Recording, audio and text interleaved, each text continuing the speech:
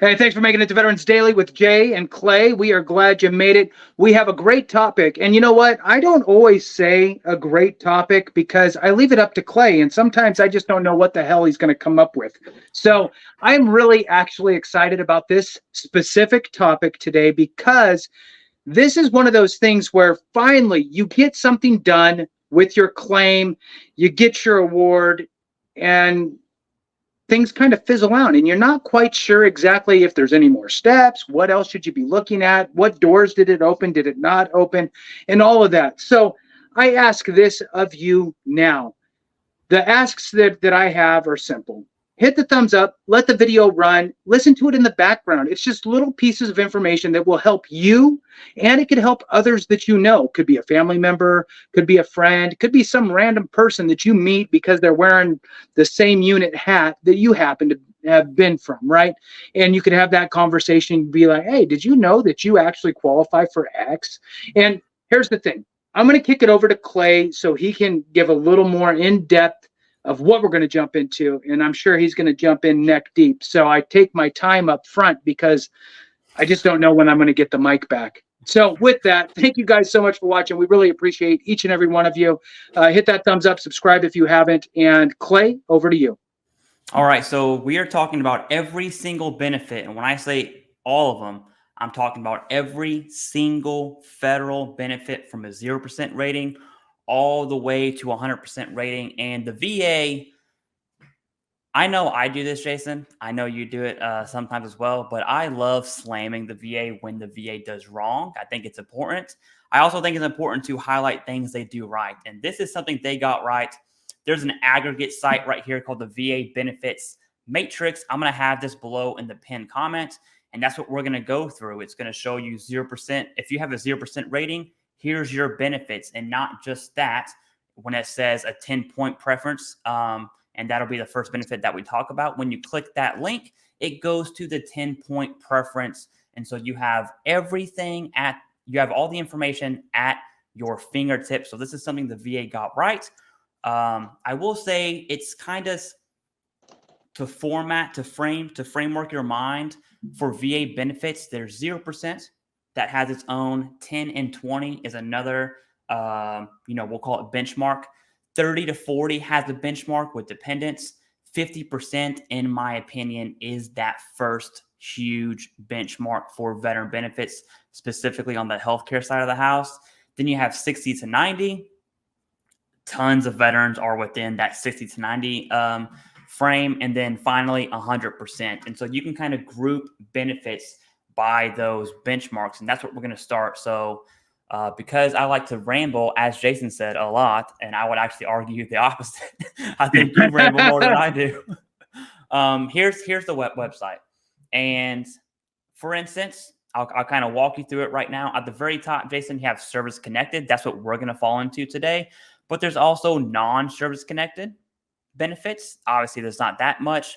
But then there's also circumstance matrix. And so you'll find if you were a prisoner of war, here's your benefits. If you are a surviving spouse, I mean, there's all kinds of benefits here. And this is your one-stop shop. But going back to the service-connected matrix, with that non-compensable 0% rating, we'll talk about when that rating goes to a compensable 0%.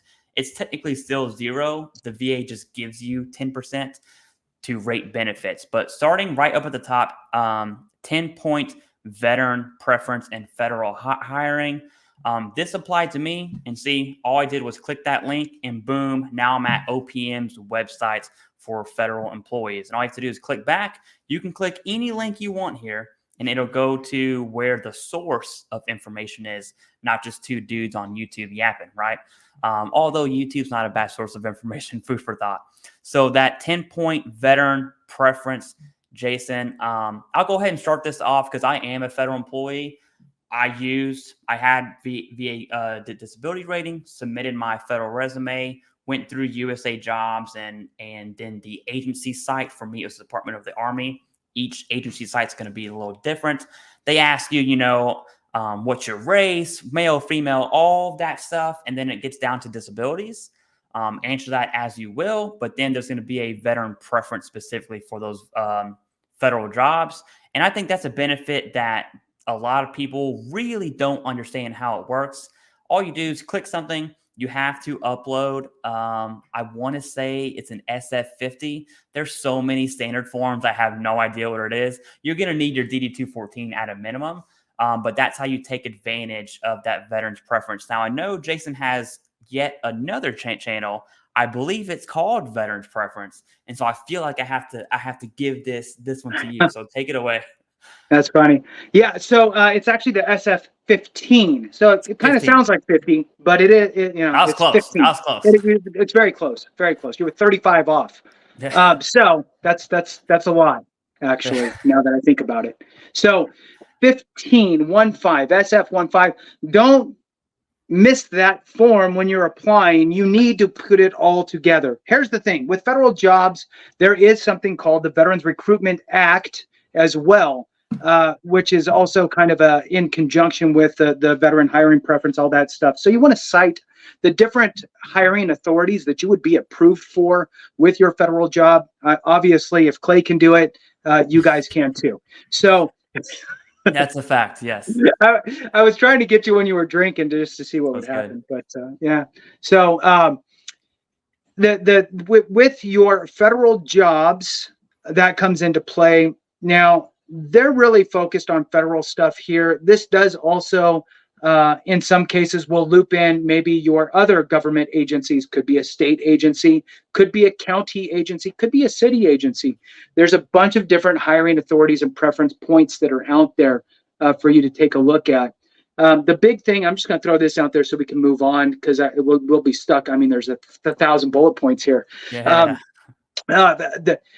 This is a big deal. And if you are looking for a job in the realm of a government sector, absolutely utilize your veterans preference and make sure that you fill out everything appropriately. It doesn't mean shortchange yourself in other aspects. Work your resume detailed toward the specific job. The one thing that I'll say that I have seen a lot of in my life is people will do one resume and they'll change 2 words in that resume. Maybe it's, I can't wait to work for, insert the company's name or organization name, and that's all they change. Don't do that. Take the time to really dial your resume into the jobs that you're actually looking for. There's a whole, that's a class, a day-long class that we could give. So with that, let's move to the next one here, Clay. The no-cost health insurance for prescription drugs for service-connected disabilities. So here it says if income limits are met. Do you want to chime in any thoughts you might have on that parentheses there for us? When it comes to income limits and 0%, this is, in my opinion, the most confusing thing about VA healthcare for under 50%, because everyone understands, okay, if you're service connected for whatever condition, let's say hypertension, right? That medication, whatever treatment involved with that is free. Now, when it comes to comma, right? And then it goes into the income limits on various disabilities. And so when it comes to, I'm sorry, Jason, if you are below 50%, the truth is it sucks. And there's really no good way to put that.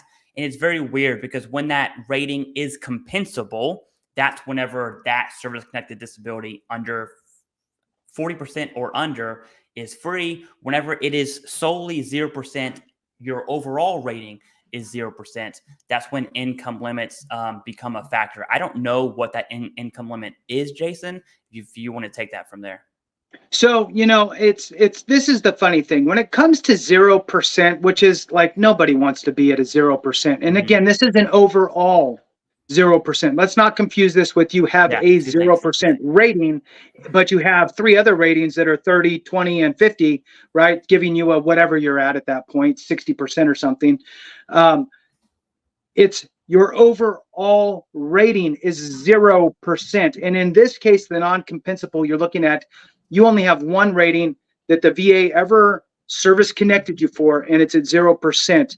And here, I mean, look, it's on the VA's website, no cost healthcare and prescription drugs for service connected disabilities, which usually we always hear if it's a service connected disability, you're 100% taken care of. Like you don't even need to worry about it because it's service connected. So I think that we need to do a little research on what they're actually talking about here with the income limits are met. And look, that's the great thing about this stuff is, look, we're real. We're not going to, smoke and mirror it and just say it and then move on and not have a clear understanding of what they actually mean. Because in my opinion, as yours, Clay, you should be taken care of regardless of your income limit because it's a service-connected disability. And if that's not the case, well, then maybe we as a veteran community need to stand up for our brothers and sisters that have a 0% compensable rating and say, hey, look, that's dumb. They should be taken care of because the likelihood is that it's going to get worse over time anyway.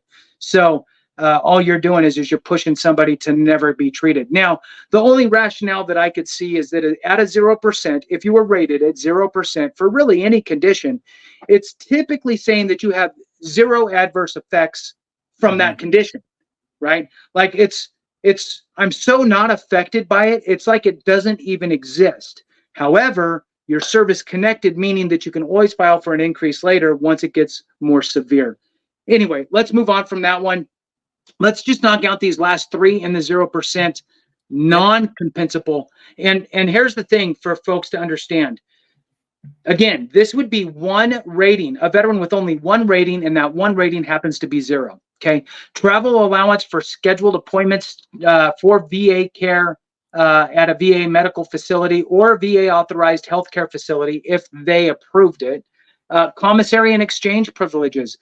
That is huge. This changed probably, I don't know, maybe 4 years ago, 3 years ago, where they opened it up. I guess it was probably about 4 years ago. It was right toward the end of Trump. That opened up to all service-connected veterans. It used to be you were only allowed to step foot on a base again if you were 100% permanent and total. And then you could go get your DOD ID card, and that's why that was such a big deal. But then they opened it up to allow anybody who's service connected to get onto bases to do whatever, go to the commissary, go to the PX, get gas, whatever it is, utilize the MWR stuff.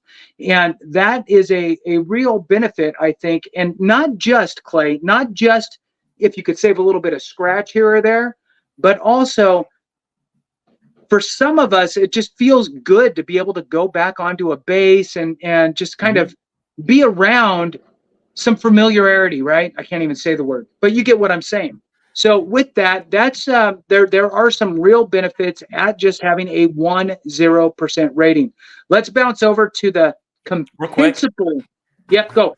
Real quick, the travel allowance for VA healthcare, like paying for your gas, for me going into DC, it would be a big deal. I'm gonna shame the VA here. I think it was an OIG report. Don't quote. I read so many OIG reports, I just cannot remember.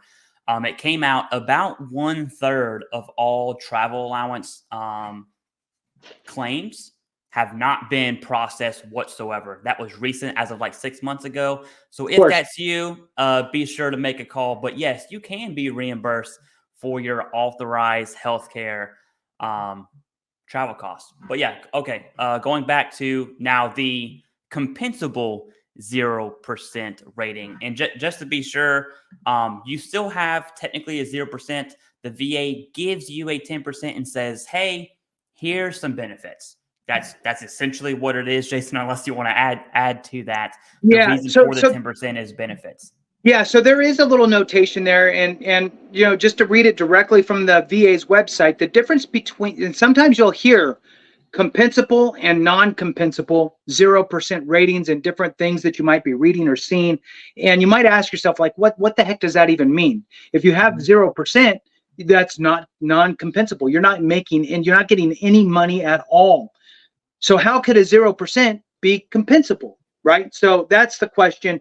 And the way that it works is if you have multiple 0%, the VA goes, well, if you have multiple disabilities that are service connected, those zeros could actually add up to something. So in this case, 0 plus 0 equals 10. Again, VA funny math at its best. This is probably the best version, though, of VA funny math. For sure, right? for sure. So I like this funny math. So the notation is, in some instances, there are individuals who have separate and more than 2 0% service-connected disabilities who are paid at the minimum 10%. So there you go, more than 2 0%. So that would be 3. Now, it would only be those conditions that they're looking at. If you're already rated 70% for mental health, and then you have 3 zeros, they're not going to go, well, we're going to bump you up to 10%, because you're already higher than that based on your other rating. But if all you have is 3 0% ratings, now that's going to pop into play, and it says that they will service-connected disabilities, and that they will be paid out at a minimum of 10%, whatever that is. It's like 100 and something bucks. I don't remember what the dollar figure is, but there are some other benefits that come into play on that. Clay, do you want to run through those? Yep. So the main one I really want to talk about is waiver of the VA funding fee for VA home loans. If you stopped by the live stream just the other day, either on this channel, on Veterans InfoTap, or the CivDiv, we had David Piatek, I hope I'm saying his last name right, with VA housing education, and an actual subject matter expert. I've never heard someone speak about just lending and mortgage and home loan stuff as well as David. He's able to articulate his thoughts perfectly, but that is an absolute huge rating. And you know what it makes me think of when we talk about 0%? Because I've never met someone who has 0%. But it makes me think of the Vietnam veteran who Agent Orange and hypertension becomes presumptive, and bam, all of a sudden they're eligible for hypertension, which we know is not that good, because it's probably going to result in a 0% rating if we're looking at just the majority of hypertension ratings. So that's who I'm thinking about here.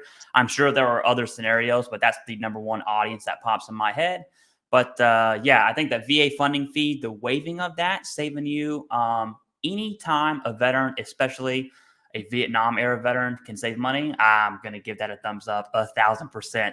And I'll double down on that. Go ahead, Jason. Absolutely. So 2 thumbs then, right? Yeah. Double down. All right. So yeah. Okay. Also, there's burial and plot allowance, which is another benefit that pops in when you're at a compensable 0%. Now, here's the thing with 0% to kind of, I guess, parlay a little bit from where you were with your Vietnam era veteran story. Hypertension is such a huge win for veterans of Vietnam, having it as a presumptive condition. The reason why I say that is because typically somebody who passes away from a heart attack is going to have hypertension as well. And so what this does is, even if that was the only rating, now I never suggest be happy with a 0% and just stay there and that's your life. There's probably other things we could look for, all of that. But let's just say, for argument's sake, you only have a 0% rating or 3 0% ratings in the compensable 0% example. And one of those happens to be hypertension at the lower level, and maybe the other one's sleep apnea, right? And you're treated. God, yeah. How annoying, oh man, right? Jeez. So when that goes into effect, anyway. So the point here is that now you have a service-connected condition of hypertension. If you were to ever pass away of a heart attack, for example, your spouse would be able to utilize your service-connected hypertension as kind of a gateway into dependency indemnity compensation, which is a fantastic benefit. So really, any rating 0 through 100, anything that you're rated for in there, could be the bridge for a surviving spouse, dependent parent, if they qualify. Typically, it's going to be the surviving spouse for dependency indemnity compensation. I'm going to throw one little quick note out there, Clay, and then we can move on to the 10%. For disability, for dependency indemnity compensation, if you're rated less than 100%, right, for at 100% or less, or 100% but less than 10 years, God, there's so much nuance. Then what happens is you must have passed away from a service-connected condition. Now, this example, heart attack is not hypertension, so you did not pass away from a service-connected condition. You passed away from a heart attack. However, on the death certificate, there's spots for the cause of death and spots for, well, a spot for the cause of death, and then section for contributing cause of death. The VA views them the same. So as long as your service-connected condition is listed on the death certificate as either the cause or contributing cause of death, you should be good to go with your dependency indemnity compensation claim. So all of a sudden, a 0% rating turns into this fantastic ongoing legacy benefit that goes to your surviving spouse and pays out anywhere between $1,600 per month all the way up over $3,000 per month, depending on a whole host of factors. All right, Clay, I know that I went off the rails there for a minute, but I believe that, you know, the spouse benefits are something that a lot of folks miss out on.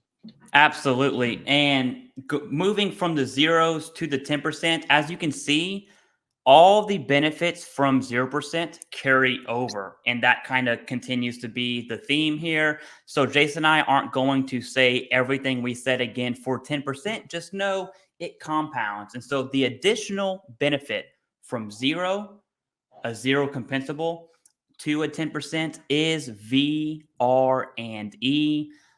You click that, you can learn everything about vr&e. Applying, you need a 10% rating. Applying is easy. Getting approved is a whole other different ball game. And I have a friend who's using this right now, and I'll just very shortly talk about his story.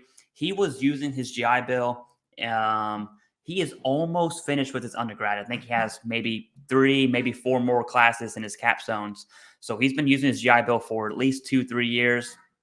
And I've been telling him he has 100%. He does not work. He's in school full time.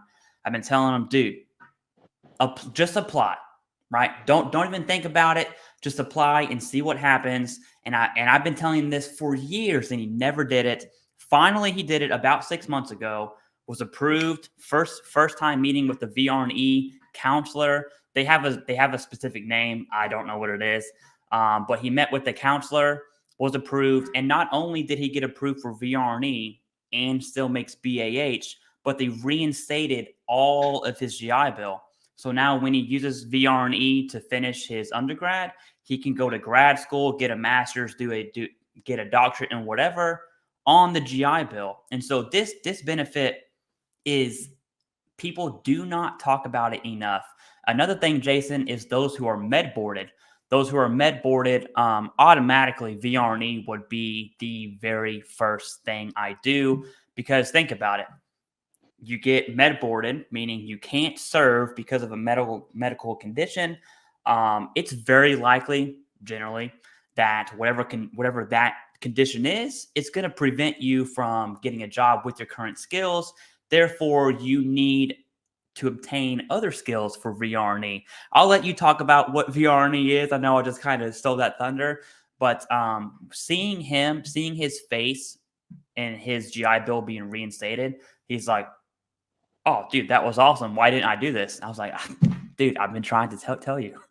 So yeah, that's a true story. Happened about 4 or 5-ish months ago. And he's lived his life right now. I'm sure he hates grad school, or he's going to hate grad school, but he'll deal with it.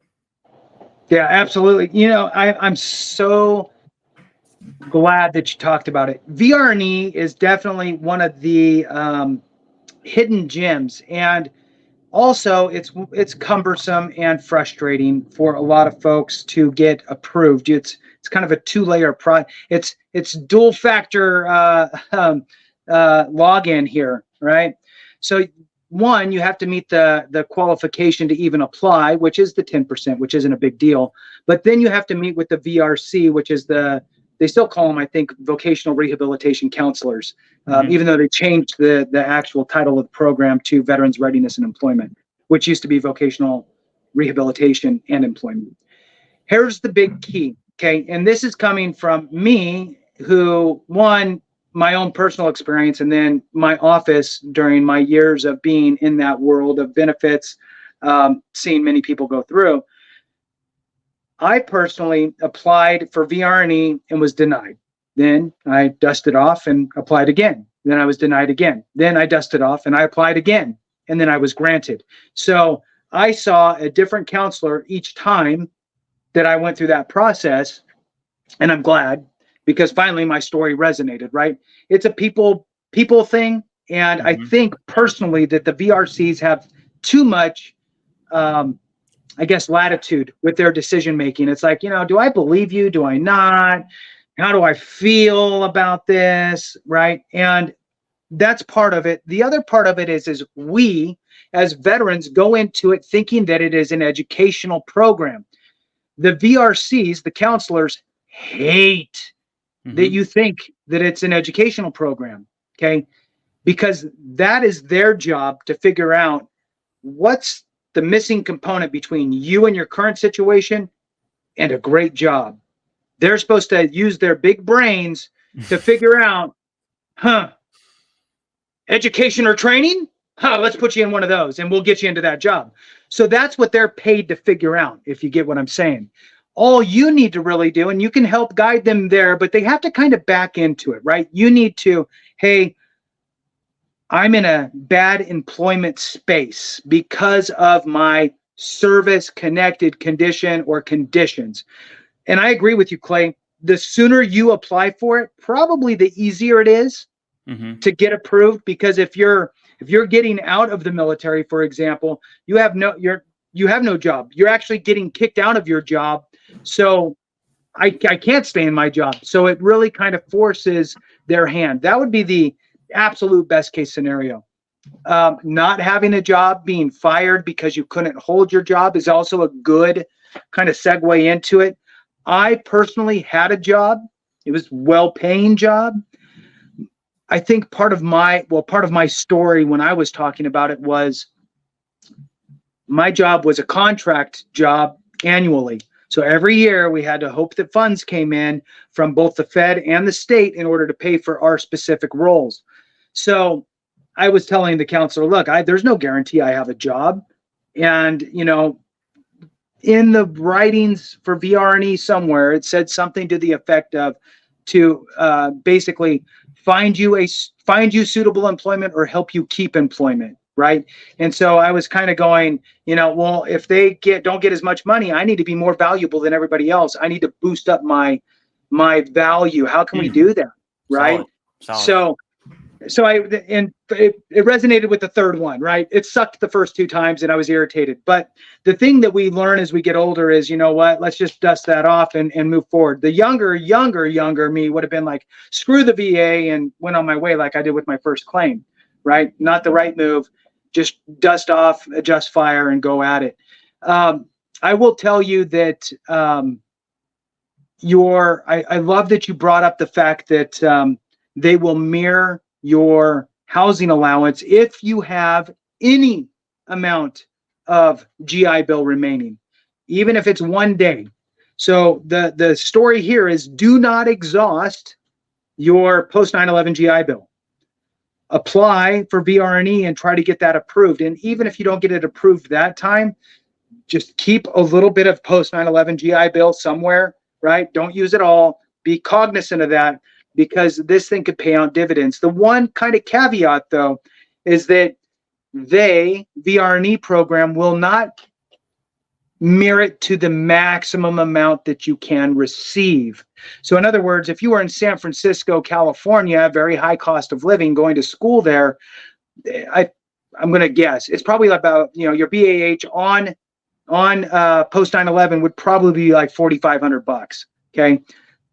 If you use it through vr&e, they will max you out at $3,251. $3,251 is the maximum, but that is $2,100 more than you would get if you had a spouse and a dependent and just the regular subsistence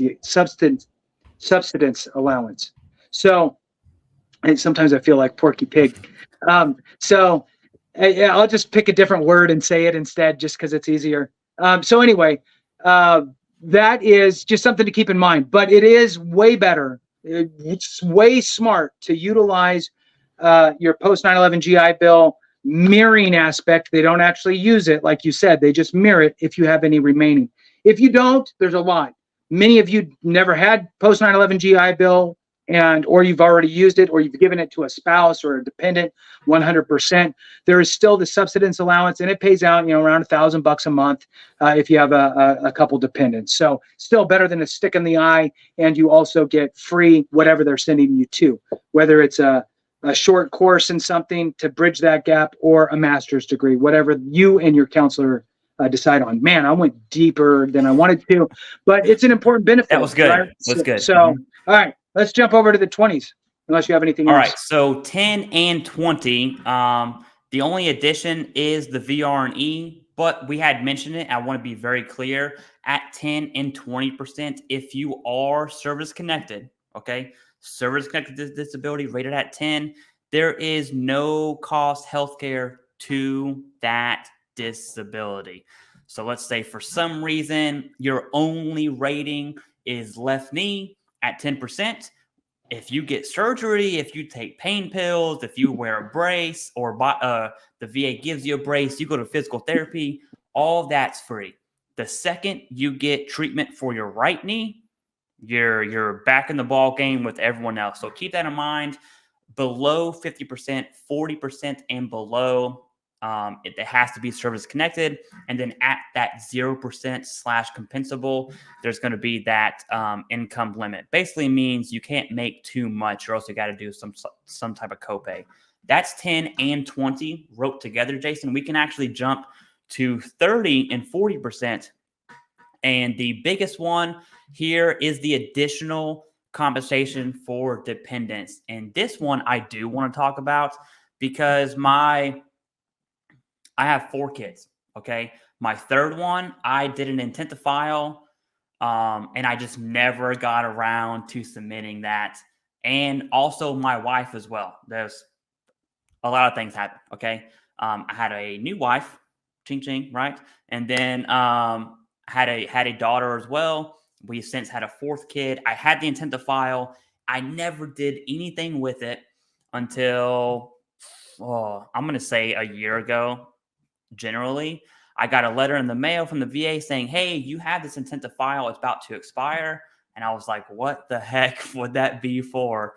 And then I realized, I never did my dependents. And so I was like, you know what? Whatever. I'm going to sit down for 10, 15 minutes, get their social security numbers, get my marriage certificate, upload that. And did it take the VA almost a year to file 2 dependent claims? It did. Is that insane? Yes, I'm not saying it's not. But I had about 2 years of back pay for a spouse and another dependent. And I'm telling you, that back pay was way more than you think it was.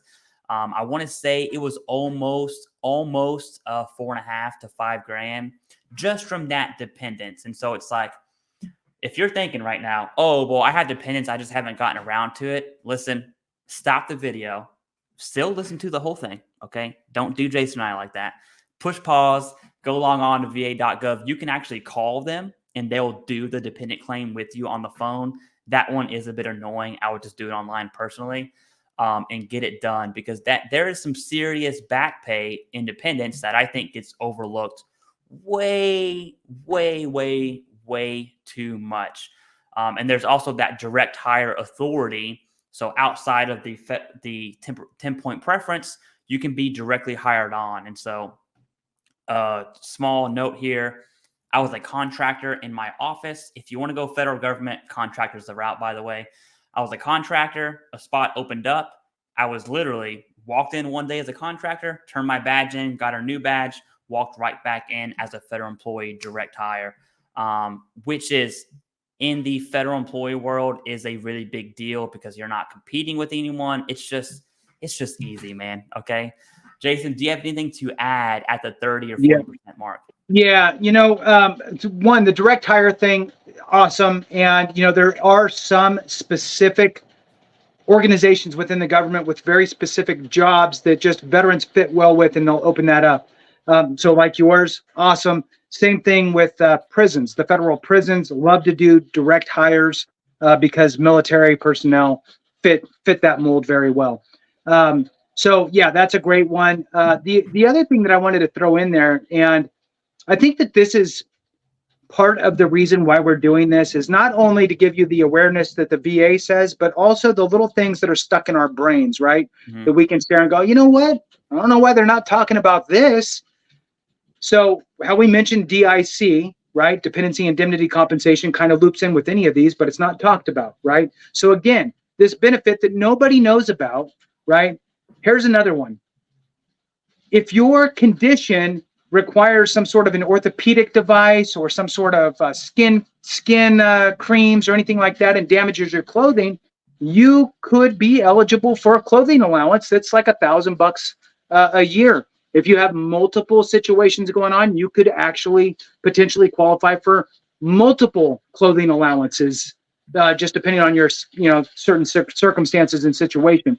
So I just wanted to add that in there. I think it's kind of appropriate in these lower rating ranges that you just never know, right? That you could have a skin condition that warrants $1,000 a year in a clothing allowance. So just wanted to add that, Clay. Feel free to move on. Oh yeah, that was, if you've seen our previous videos, probably like 20 episodes ago, I shared that I had a skin condition and I was using creams and it would bleach my clothes. And did I know about the clothing allowance? No, I did not. Okay. So don't be me. Don't be that guy. But moving on to 50%, which in my opinion, 30%, I mean, they all matter. I don't want to tier ratings above each other. 30%, you have the dependents. I think that's huge. At 50%, it's healthcare. Healthcare, and for your retirees, you have the CRDP, so military retirement and VA compensation, which is, if that is you, then you know how good it is to have above a 50%. But the healthcare piece, Jason, and I know we talked about this a lot, I really don't think, even myself, I don't understand the dollar figure of what we save by using the VA for our healthcare, not chain VA, talking about veteran healthcare. It is an insane benefit that's not talked about enough, and that comes at 50%. Can you go ahead and elaborate on just the no cost healthcare and prescriptions? It's nuts, right? This is the Cadillac plan, okay? Mm-hmm. I get it. Look, no healthcare system's perfect. It's a people thing, right? There's going to be some healthcare facilities within the VA that are great and awesome and all that. Let's just take out whether it's good or bad or whatever. Take all that away and just go healthcare services, right? Like a Kaiser Permanente type of a thing, right?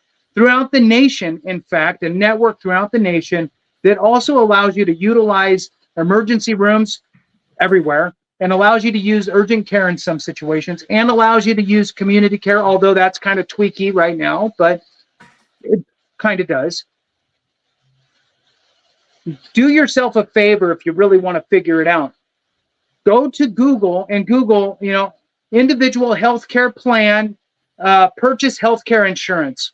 Type in something like that.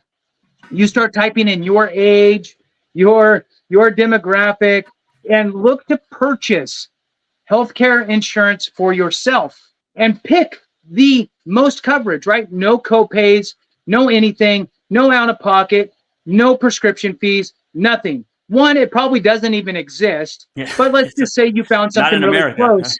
It's going to cost you $2,000 a month. $2,000 a month. It's going to be somewhere around that for you as the individual. Okay. Now I get it. You might be working somewhere where your employer pays for your health care, but do they really pay for your health care? Or is some of it coming out of your pocket as well? Or if you selected no health care or the lowest plan, is there some sort of a reimbursement because now they're not spending it on you?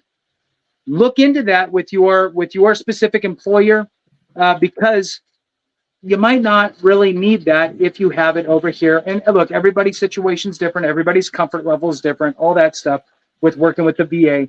I chose to go with the VA myself. I never had an issue at any of the locations I've ever went to, and it put money back in my pocket. So the reality is that not only was I saving money from my employer at the time and getting back anywhere between $400 to $700 a month on my check, I also had this great coverage for free that would have cost me just to have it about $2,000 a month. Imagine if you went and got a hip replaced, right? How much would you have to pay with your insurance?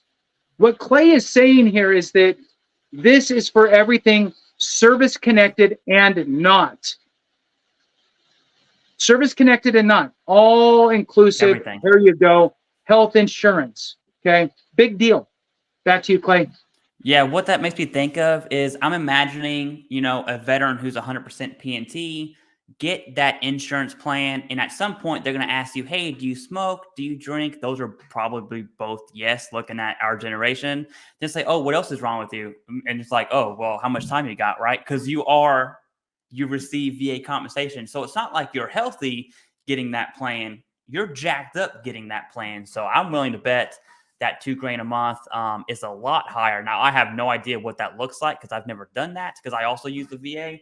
But I do think it's worth accounting for if you're looking at the dollar figure of VA disability compensation ratings. And more, I'm going to go back to the CRDP, the concurrent receipt of disability. There's two groups of people. Okay.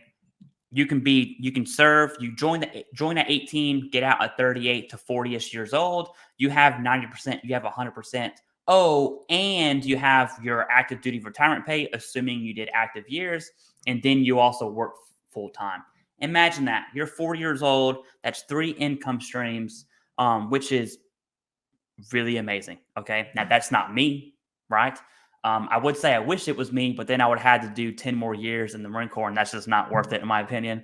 But that's one group of people that can really benefit from this. Another group are your reservists, your National Guard that do retire at that 59 and a half or 60, whatever I'm sure you know more about that one, Jason, just being in the Guard. But having that retirement and concurrent receipts, also actual retirement, is another group of people that really, really matters when it comes to CRDP. And yes, I know reservists and Guard can submit for VA disability claims while they're in. I don't know why most don't. I just don't know why.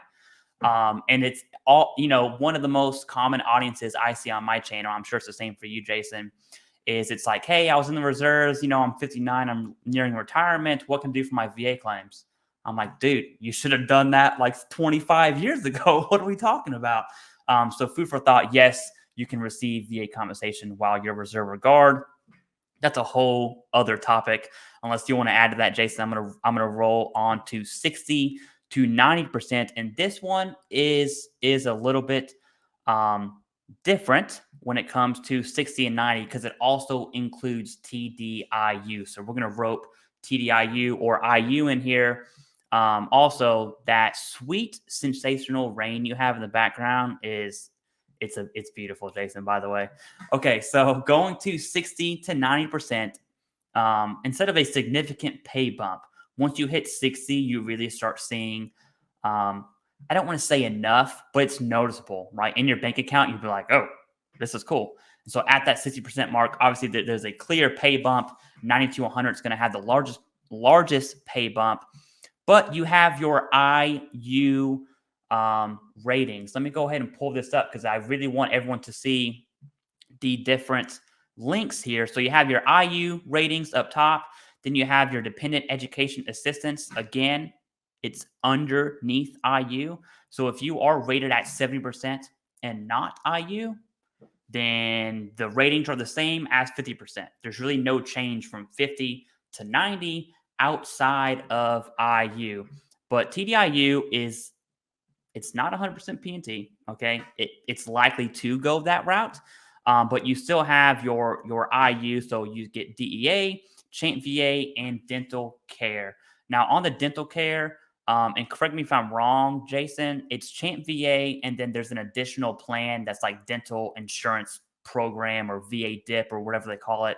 It's essentially like, hey, here's healthcare, and then vision and dental are separate. And so those become available. Now, if you're IU, P&T, that's where you're really going to see that Chapter 35 hit. And depending on your states, what's not on here, depending on your state, they may not require 100% P&T. A lot of states you'll see, if you look at your county's website, will simply just be 100% rating.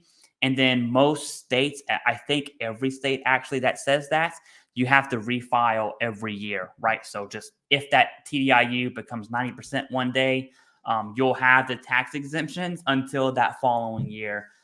Stafford County in Virginia is like that. You have to file every year. Is it a pain in the butt?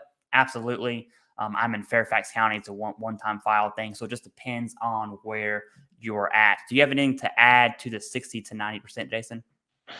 Yeah. So the one thing that is interesting too is that dental care can also become an add-on benefit if you're enrolled in vr&e.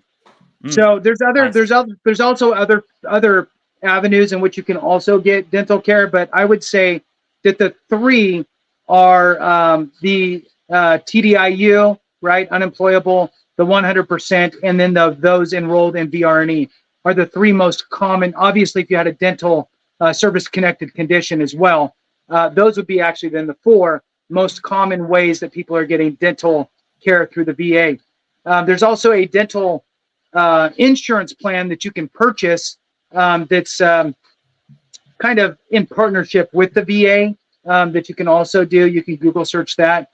The other piece is, and they don't really spell it out here, but it's the 70-40 rule with regard to individual unemployability. Mm-hmm. And that is, you either have one rating at 60%, which is why they have it in this bucket, the 60 to 90%. So you have one rating that's at 60%. That's maybe that's the one that's causing you issues with your employment, or you have multiple conditions and you're rated at 70% or higher. So in this case, 70, 80, or 90.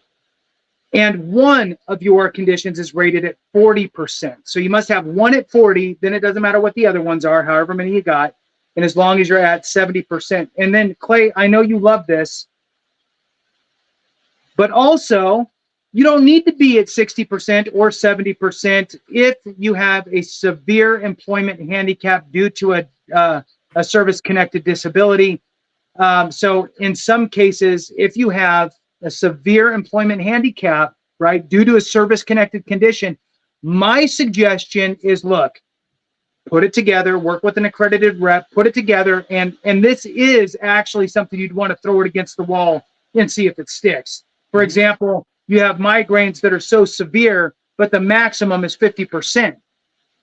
And that's the only rating you have, we'll say. That's going to be something that you might want to look at if it's barring you from holding employment. With that, back to you, Clay. All right. And now this is everyone's favorite topic, right? Our benefits at 100%. This is separate from P&T. Okay. As far as I'm concerned, how I would frame it in your mind, looking at 60 to 90, I would also rope in 100% scheduler, not TDIU, 100% combined with 60 to 90. Now, that state thing I talked about of refiling every year and what your state says, you need to follow that on property tax exemptions. Not every state even has it. And a lot of states require permanent and total. They're going to request your benefits verification letter to see that permanent and total with the effective date. But some states don't. So that still applies. But at 100% P&T, Jason, this is where benefits really are.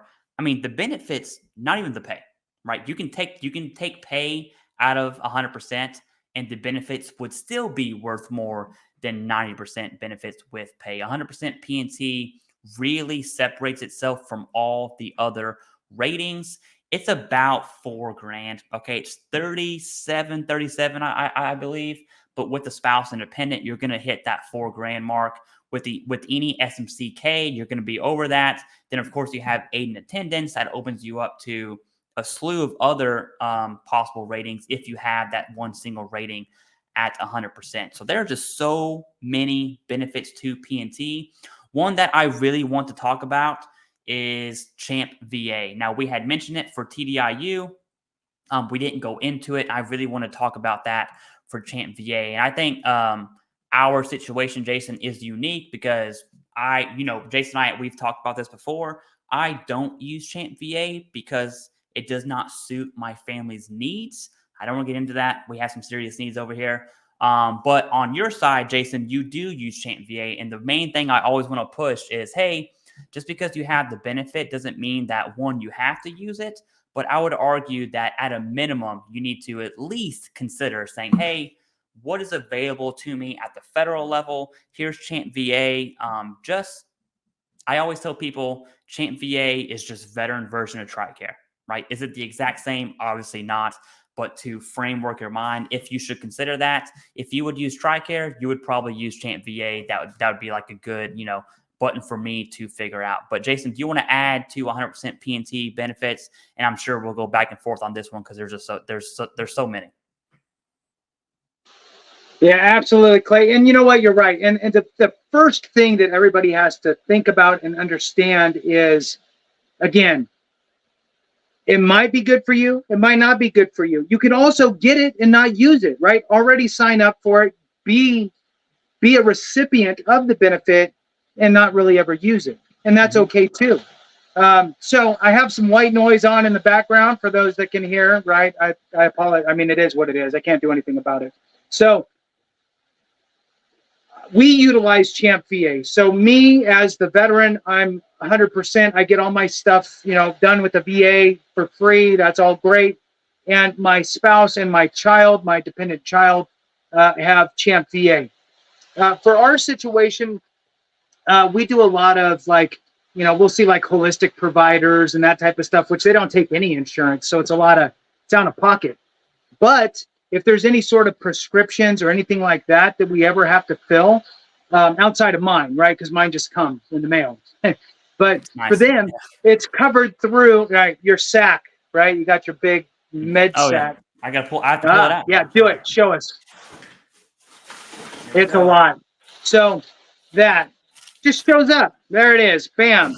Keeping the UPS drivers busy or whatever.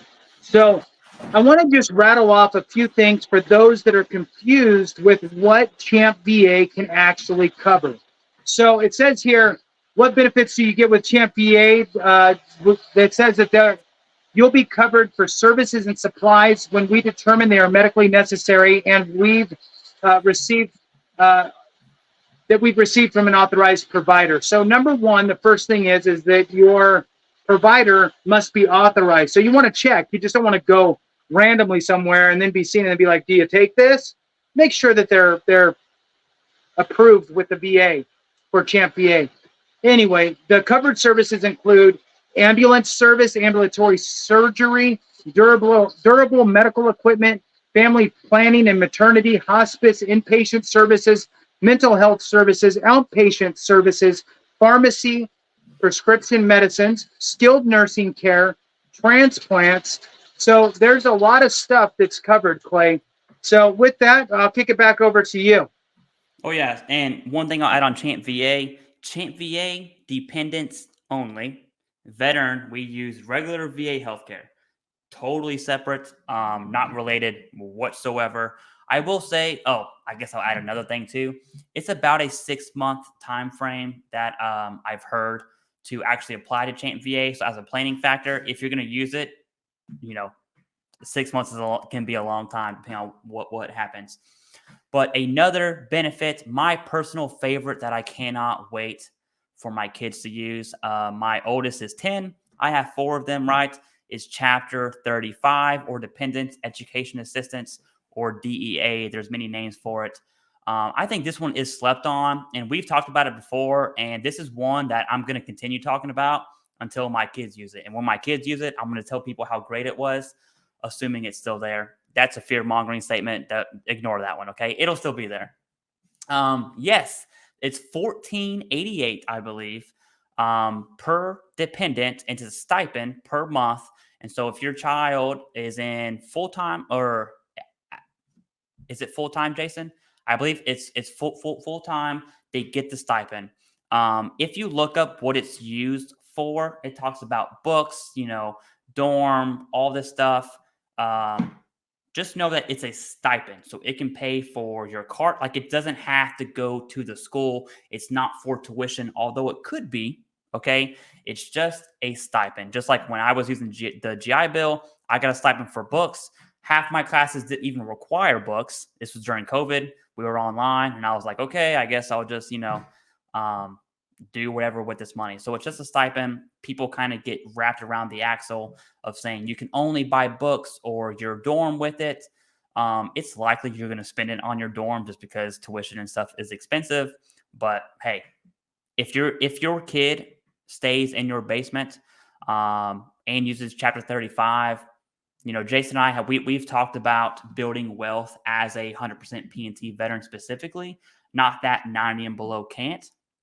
It's just the benefits at P&T really set you up for, set your whole family up for success. I would even go to say, and this one might be a little too much, I'm just going to say it anyways. That's what I do.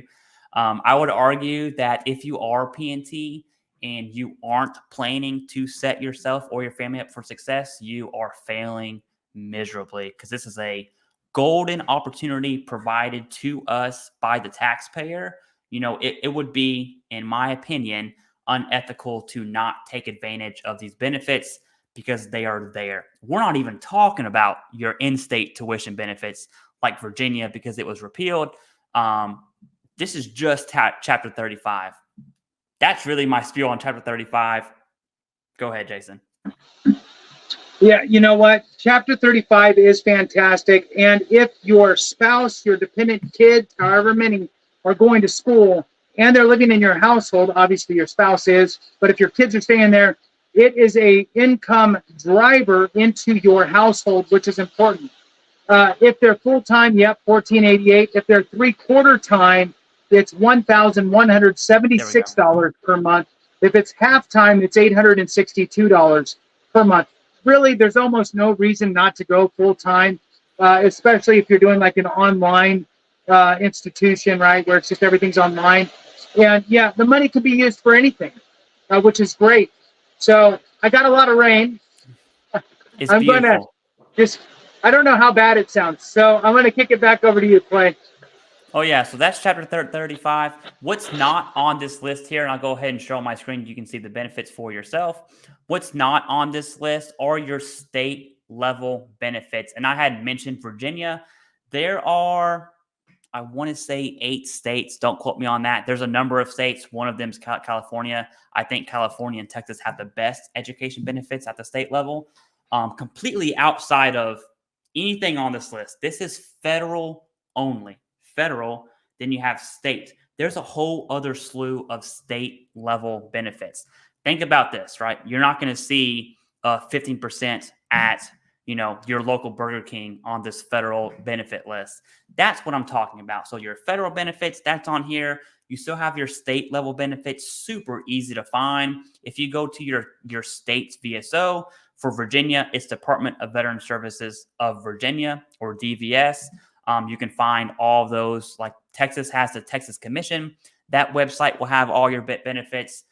Super easy to find. Property tax exemption for your home, for your car, in-state tuition, generally for 100%. I believe Kentucky and Virginia, which is weird because I'm from Kentucky and I live in Virginia, they both have a 90% criteria for in-state tuition for dependents only. Keep that in mind. Chapter 35 is dependent. It's not for you. We have GI Bill, Montgomery, or vr&e. Yep. And that is, I mean, it's just insane the amount of benefits that P&T can. I'll go back to what I said earlier, Jason. I would argue that if a veteran does not take advantage of P&T, it's really, I'm going to say, unethical at that point, because it is given to us by the U.S. taxpayer. Yes, think about this. All those taxes you've paid, you're just collecting them back up. Okay, that's exactly what's happening right now. There are so many other benefits at 100% P&T. I'm going to throw in a weird one here just because I'm going there next year and it's on my mind, is Disney.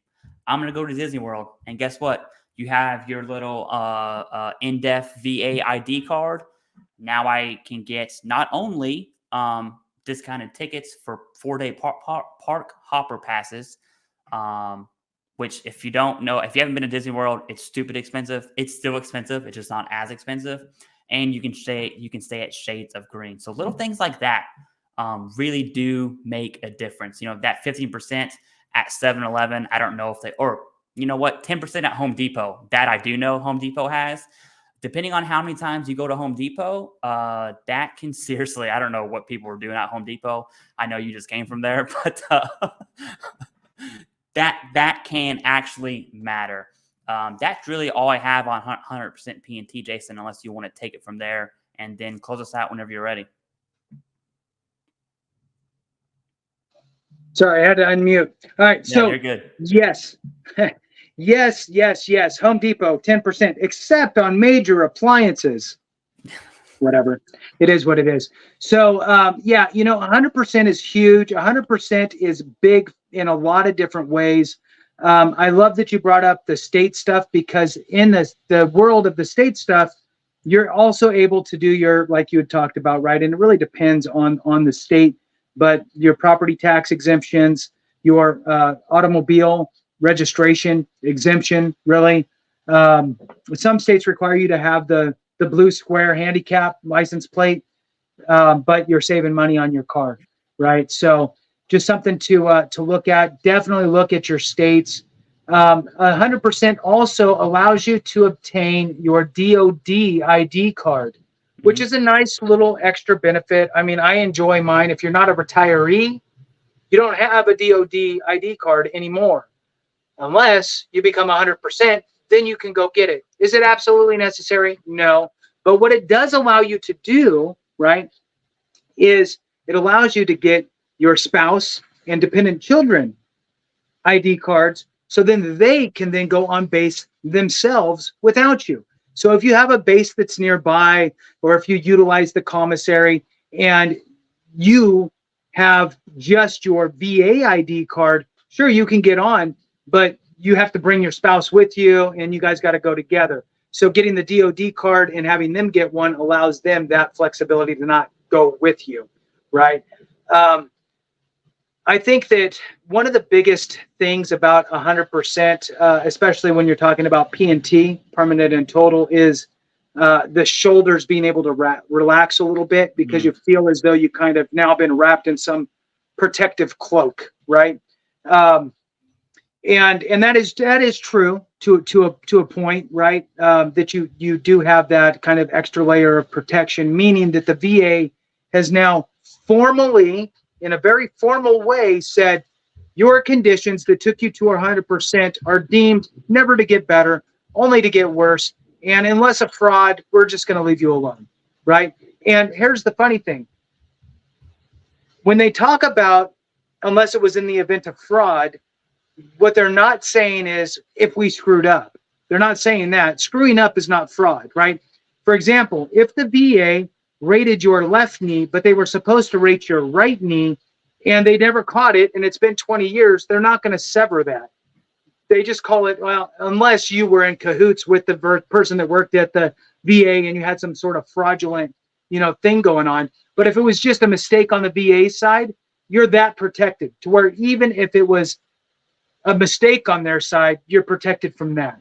So there is that, and I think that there is a value in that, and I think that that's why a lot of people want to hit that permanent and total, just so they don't have to feel like they're looking over their shoulder and worried about the VA taking their rating.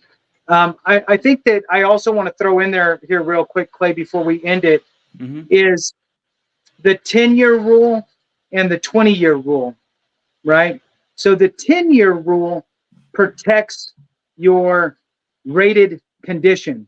The VA is not going to sever your condition, where the 20-year rule protects the rating that has been in place for at least 20 years. Here's a little, I did a video on this not very long ago on Veterans InfoTap, and it's a little twist in the 20-year rule that people don't understand. The example here is you were rated for migraines for 10 years, right? At 10%. Now the 10-year rule comes into place. They're not going to sever your migraines. They can still reduce you, but they're not going to sever you from migraines. You'll always be rated for migraines. Then then you file a claim for increase and you get 30%. And that's for 10 years, okay? Well, you're already protected for migraines, but now you have a 20-year time frame of being rated for migraines. The 20-year rule comes into effect to protect your rating, but not the 30% rating, the 10% rating that you've had for 20 years. You will have to wait another 10 years to have your 30% rating in effect for 20 years before the VA will protect that rating of 30% under the 20-year rule. So just so folks understand that there are different levels of protections at different stages of your VA claims journey. Not everybody's going to reach 100%. Not everybody's going to be 100% permanent and total. But there will be a lot of people in the 50, 60, 70, 80, 90% ranges that will have these other protections in place so you can let your shoulders drop a little bit too. Did you have anything you wanted to add? I did. You had said something, and it made me think of every of my personal friends in my personal life that I know are 100% PNT. I know what they go through just because, we are close friends, so I can tell you exactly what they're rated for. And if you look hard enough, you'll see it. But there is something about them. I'm so glad you brought that up because I don't think people talk about it. You can see this level of stress kind of decrease. Like once they got PNT, it's like, man, dude, they're like, thank you, like, hey, this money is going, like, there's a financial piece. I mean, look at the number one cause of divorce. It goes back to money and social media. Don't even get me going down on that train, right? But money is a huge part of stress in a marriage, of stress in a life, and PNT on its own. So yes, you might be dealing with, 70% for PTSD, migraine, sleep apnea, sinusitis, a left knee, a lower back, which sucks. Don't get me wrong, but there's that. I like how you mentioned the cloak. It's like that weighted blanket of just like, oh yes, dude, like this is, I can work with this, right? And that the decrease of stress is worth way more than anything PNT could ever grant you, at least in my opinion. That's all I wanted to add, Jason. And then that's it. That's all I got. I love it. Well, there's not much else to say before we start getting too soppy and teary-eyed over here. So thank you guys so much for watching. We really appreciate it. Have a great one. And remember, if we don't take care of each other, something went wrong.